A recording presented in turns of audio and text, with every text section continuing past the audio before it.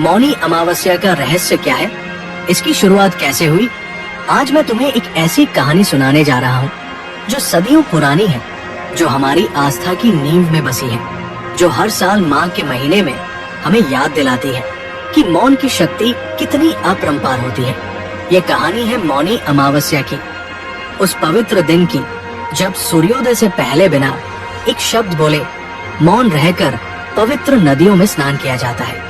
लेकिन क्या तुमने कभी सोचा है कि ये परंपरा शुरू कैसे हुई? क्यों हम इस दिन मौन रहते हैं? क्यों बिना बोले नहाना इतना महत्वपूर्ण है? आओ, मैं तुम्हें ले चलता हूँ उस युग में जब देवता और मनुष्य एक साथ इस धरती पर विचरण करते थे, जब हर शब्द में शक्ति थी और हर मौन में रहस्य छिपा था। नमस्कार प्यारे दर्शकों, मैं अर्जुन एक बार फिर आपका हार्दिक स्वागत करता हूँ आपके अपने चैनल विद्या ज्ञान सागर में। दोस्तों, आज हम एक नई कहानी और एक नया वीडियो लेकर आपकी सेवा में उपस्थित हुए हैं। आज की कथा अत्यंत ज्ञानवर्धक और प्रेरणादायक है। कथा शुरू करने से पहले आपसे एक विनम्र निवेदन है। शास्त्रों में कहा गया है कि अधूरी छोड़ी गई कथा दुख और पाप का कारण बनती है, इसलिए इसे अंत तक अवश्य सुने। और अगर आप अपनी माँ से सच्चा प्रेम करते हैं तो इस वीडियो को लाइक करें, हमारे चैनल को सब्सक्राइब करें और कमेंट में माँ लिखकर अपना समर्थन दें। तो आइए बिना किसी विलंब के आरंभ करते हैं आज की प्रेरणादायक कथा। बहुत समय पहले की बात है, जब देवलोक अपनी समृद्धि और वैभव के चरम पर था। इंद्रदेव अपने सिंहासन पर विराजमान थे और सभी देवता अपनी शक्तियों के अभिमान में डूबे हुए थे। उन दिनों देवताओं को लगता था कि वे ही सृष्टि के सर्वोच्च शासक हैं और कोई भी उनके समक्ष नहीं टिक सकता। स्वर्ग में हर दिन उत्सव होते थे, अप्सराएं नृत्य करती थी, गंधर्व संगीत की मधुर ताने छेड़ते थे और देवता कल्पवृक्ष के नीचे बैठकर अमृत का पान करते थे। लेकिन इस सब के बीच देवताओं के मन में धीरे धीरे अहंकार का बीज अंकुरित होने लगा था। एक दिन ब्रह्मदेव ने देवताओं की ये दशा देखी। उनका मन व्यथित हो उठा। वे जानते थे कि अहंकार ही सबसे बड़ा पतन का कारण बनता है। उन्होंने भगवान शिव से प्रार्थना की, हे महादेव, देवताओं को अपने अहंकार का पाठ सिखाना आवश्यक है, अन्यथा ये अहंकार उनके विनाश का कारण बन जाएगा। भगवान शिव मुस्कुराए। उन्होंने कहा, ब्रह्मदेव, मैं एक ऐसी घटना घटित करूंगा जो देवताओं को सदा के लिए याद रहेगी, लेकिन इसके लिए मुझे पृथ्वी पर जाना होगा। पृथ्वी पर हिमालय की तलहटी में एक छोटा सा आश्रम था। वहाँ ऋषि वशिष्ठ रहते थे। उनके आश्रम में अनेक शिष्य वेदों का अध्ययन करते थे। एक दिन एक दिव्य ज्योति उस आश्रम में प्रकट हुई। उस ज्योति से एक बालक प्रकट हुआ। वो बालक अद्भुत था। उसके चेहरे पर अलौकिक तेज था और उसकी आंखों में गहरा ज्ञान झलकता था। ऋषि वशिष्ठ समझ गए कि ये कोई साधारण बालक नहीं है। ऋषि ने बालक को अपनी गोद में उठाया और पूछा, हे दिव्य बालक, तुम कौन हो? बालक ने मुस्कुराते हुए कहा, गुरुवर, मैं भगवान शिव के आशीर्वाद से जन्मा हूँ। मेरा नाम मौनेश्वर है। मैं इस पृथ्वी पर मौन की शक्ति का प्रचार करने आया हूँ। मुझे अपना शिष्य बना लीजिए। ऋषि वशिष्ठ ने बालक को आशीर्वाद दिया और उसे अपने आश्रम में रख लिया।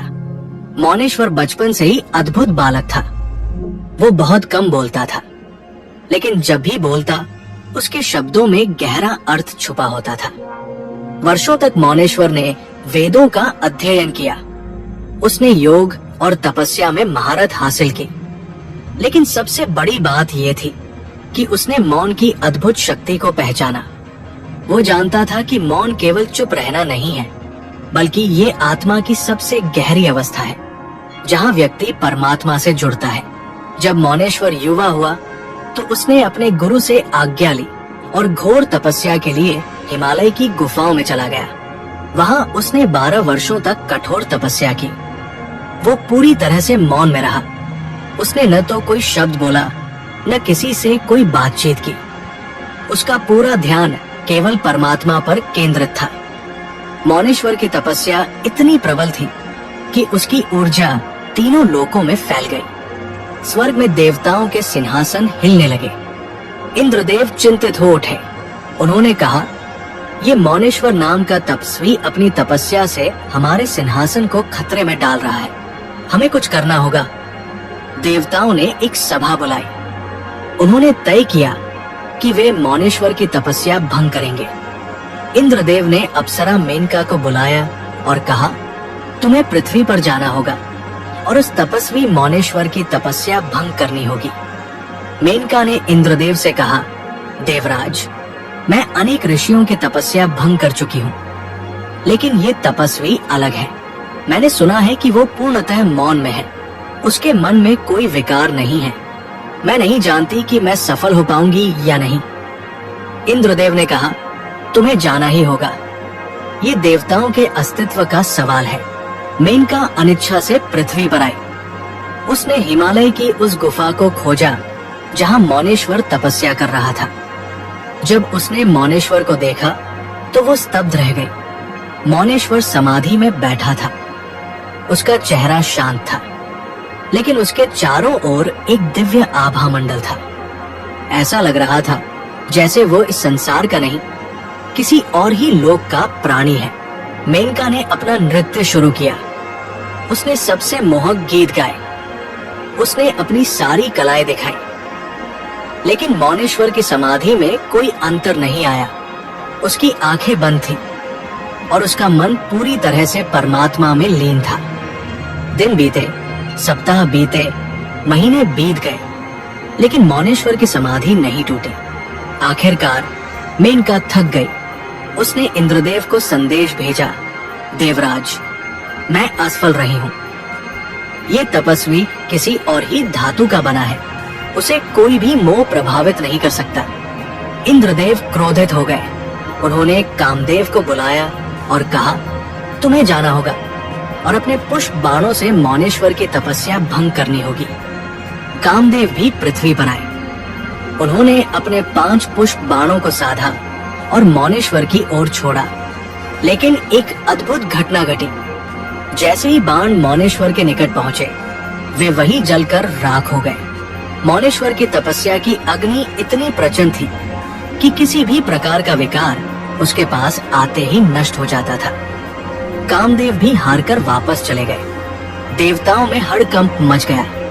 उन्हें समझ नहीं आ रहा था कि अब क्या करें। तभी ब्रह्मदेव ने कहा, देवताओं, तुमने अपने अहंकार में एक महान तपस्वी को प्रताड़ित करने का प्रयास किया। ये मौनेश्वर कोई साधारण तपस्वी नहीं है। वो भगवान शिव का आशीर्वाद प्राप्त व्यक्ति है। तुम्हें उसके पास जाकर क्षमा मांगनी चाहिए। लेकिन देवताओं का अहंकार इतना बड़ा था कि वे इसके लिए तैयार नहीं हुए। उन्होंने कहा, हम देवता हैं, हम किसी मनुष्य से क्षमा नहीं मांग सकते। ये सुनकर भगवान शिव स्वयं प्रकट हुए। उनका तीसरा नेत्र खुला हुआ था और उनका रूप अत्यंत भयंकर था। उन्होंने गरजते हुए कहा, अहंकारी देवताओं, तुमने एक महान तपस्वी को प्रताड़ित करने का प्रयास किया। तुम्हें लगता है कि तुम सर्वशक्तिमान हो। आज मैं तुम्हें सबक सिखाऊंगा। देवता भयभीत हो गए। उन्होंने भगवान शिव से क्षमा मांगी और कहा, हे महादेव, हमसे भूल हो गई, कृपया हमें क्षमा करें। भगवान शिव ने कहा, क्षमा तो मैं कर दूंगा, लेकिन तुम्हें अपने अहंकार का फल भुगतना होगा। तुम सभी को पृथ्वी पर जाना होगा और मौनेश्वर से क्षमा मांगनी होगी। और हाँ, तुम्हें पूर्णतः मौन रहकर उनकी सेवा करनी होगी। तुम एक शब्द भी नहीं बोलोगे। देवताओं के पास कोई विकल्प नहीं था। वे सभी पृथ्वी पर उतरे और मौनेश्वर की गुफा की ओर चल पड़े।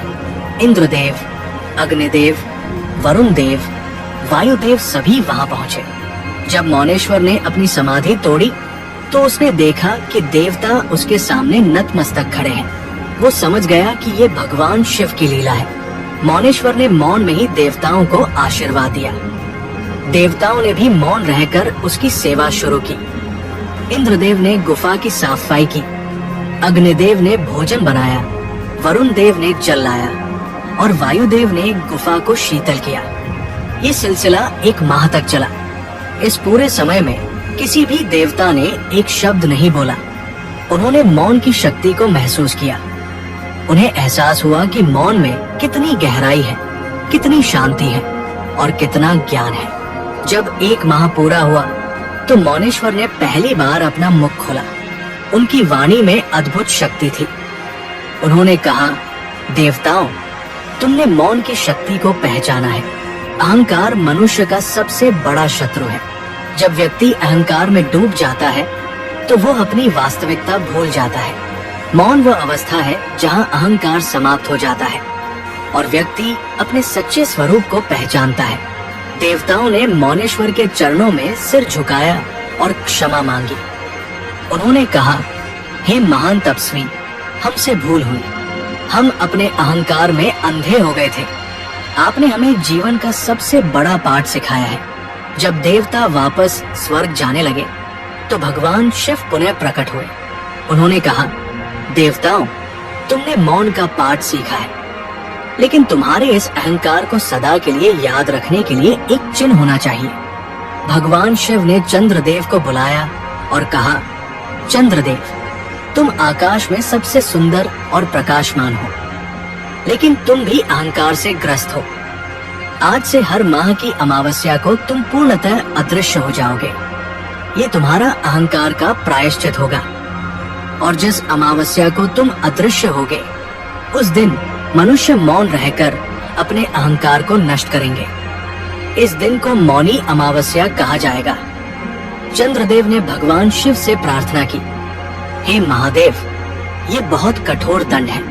भगवान शिव ने कहा, ये दंड नहीं, एक याद दिलाने का माध्यम है।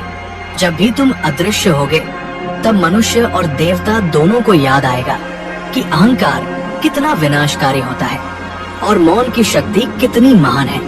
चंद्रदेव ने सिर झुकाकर भगवान शिव की आज्ञा स्वीकार कर ली। देवताओं के जाने के बाद मौनेश्वर ने अपने शिष्यों को बुलाया। उन्होंने कहा, मेरे प्रिय शिष्यों, आज मैं तुम्हें मौन का सबसे बड़ा रहस्य बताता हूँ। संसार में हर व्यक्ति बोलने में व्यस्त है। सभी अपनी बात कहना चाहते हैं, लेकिन कोई सुनना नहीं चाहता। इसी कारण संसार में इतना कलह है, इतना द्वेष है।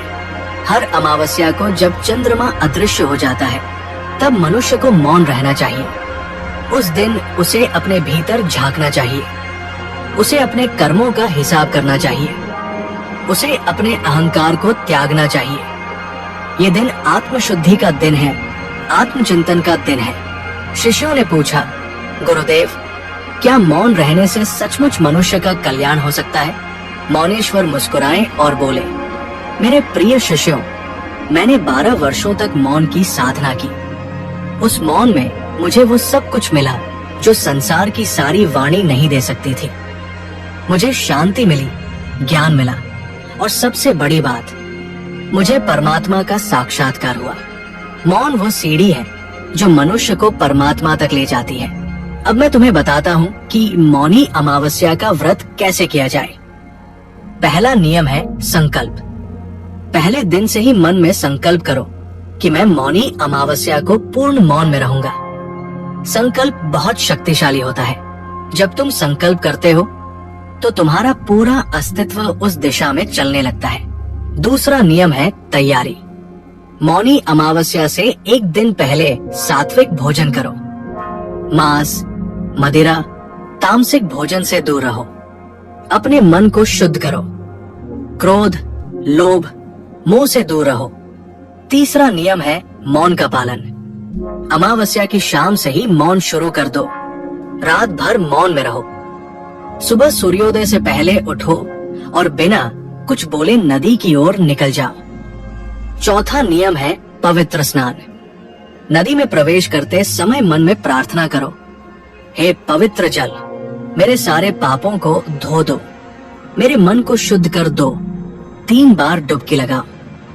हर डुबकी के साथ महसूस करो कि तुम्हारे पाप धुल रहे हैं। 5वां नियम है दान। स्नान के बाद अपनी सामर्थ्य के अनुसार दान करो। गरीबों को भोजन दो, वस्त्र दो, दान से मन की शुद्धि होती है। छठा नियम है मौन का समापन। सूर्योदय के बाद ही मौन तोड़ो और पहला शब्द कोई पवित्र शब्द हो, ओम, राम, हरि या कोई मंत्र। अब मैं तुम्हें गंगा के रहस्य के बारे में बताता हूँ। क्यों हमारे ऋषियों ने गंगा को इतना पवित्र माना? क्यों हर पर्व, हर व्रत पर गंगा स्नान का विधान है? गंगा केवल एक नदी नहीं है, ये एक ऊर्जा है। ये भगीरथ की तपस्या का फल है। ये शिव की जटाओं का प्रसाद है। गंगा में वो शक्ति है जो पापों को धोती है, जो मन को शुद्ध करती है, जो आत्मा को मुक्ति देती है। जब तुम गंगा में स्नान करते हो तो तुम केवल शरीर को नहीं धोते, तुम अपने संस्कारों को धोते हो। तुम अपने पिछले जन्मों के कर्मों को धोते हो। तुम अपनी नकारात्मकता को धोते हो। और जब ये स्नान मौन में होता है तो उसकी शक्ति कई गुना बढ़ जाती है, क्योंकि तब तुम्हारा पूरा ध्यान उस पवित्र कर्म पर होता है। तुम्हारे मन में कोई और विचार नहीं होता, बस एक ही भावना होती है, शुद्धि की, मुक्ति की। मौनी अमावस्या का एक और विशेष महत्व है। इस दिन पितरों का तर्पण किया जाता है। अमावस्या पितरों का दिन है। इस दिन हमारे पूर्वज हमारे पास आते हैं। जब हम मौन में रहकर पवित्र जल में स्नान करते हैं और पितरों का तर्पण करते हैं तो हमारे पितरों को भी शांति मिलती है, उन्हें भी मुक्ति का मार्ग मिलता है। कहते हैं कि जो व्यक्ति मौनी अमावस्या पर पूर्ण श्रद्धा से पितरों का तर्पण करता है, उसके पितर 7 पीढ़ियों तक मुक्त हो जाते हैं। ये कितनी बड़ी बात है। एक दिन के मौन से, एक दिन की साधना से 7 पीढ़ियों की मुक्ति। मैं तुम्हें कुछ संतों के अनुभव सुनाता हूँ जो मौनी अमावस्या से जुड़े हैं। संत कबीर ने कहा था, मौन ग्रही तब जानिए जब तन से तन मिले। शब्द बिना संवाद है, मौन बिना नहीं श्री। यानी मौन की महिमा तब समझ आती है जब आत्मा से आत्मा का मिलन होता है। बिना शब्द के भी संवाद हो सकता है, लेकिन बिना मौन के कोई श्री नहीं है। मीराबाई ने कहा था, मौन रहियो मेरो मन माधो, शब्द ना कोई बोलो, बस प्रेम में डुबो साधो। मीरा को मौन में ही कृष्ण के दर्शन हुए थे। उन्होंने जाना था कि प्रेम में शब्द की जरूरत नहीं होती। रामकृष्ण परमहंस कहते थे, जितना कम बोलोगे उतनी ज्यादा शक्ति संचित होगी। मौन बहुत बड़ी तपस्या है। वे खुद घंटों मौन में रहते थे। रमन महर्षि तो पूरे पूरे दिन मौन में रहते थे। उनका कहना था, मौन सबसे शक्तिशाली उपदेश है। गुरु मौन में ही सबसे ज्यादा सिखाता है। ये सभी महान संत मौन के महत्व को जानते थे और उन सब ने मौनी अमावस्या को विशेष महत्व दिया।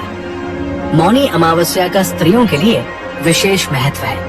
कहते हैं कि जो स्त्री मौनी अमावस्या का व्रत करती है, उसके परिवार में सुख शांति आती है, उसके पति की आयु बढ़ती है और उसके बच्चे स्वस्थ और बुद्धिमान होते हैं। मौनी अमावस्या पर जब स्त्री मौन रहती है तो उसका मन शांत होता है, उसकी चिंताएं कम होती हैं और ये शांति परिवार के हर सदस्य को प्रभावित करती है। इसलिए कहा जाता है कि अगर घर की स्त्री मौनी अमावस्या का व्रत करे तो पूरे घर में सकारात्मक ऊर्जा का संचार होता है।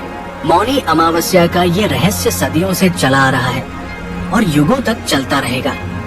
हर अमावस्या को जब चंद्रमा अदृश्य होता है तो वो हमें याद दिलाता है कि हमें भी अपने अहंकार को अदृश्य करना है।